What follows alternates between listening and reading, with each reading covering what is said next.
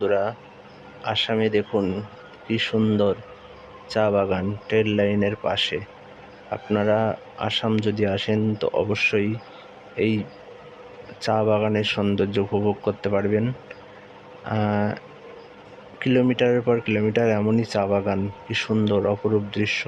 আপনারা আসবেন এবং এই চা বাগানের সৌন্দর্য উপভোগ করবেন।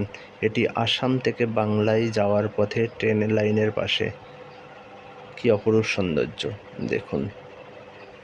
সাবস্ক্রাইব করবেন চ্যানেলটি এবং পাশে থাকবেন।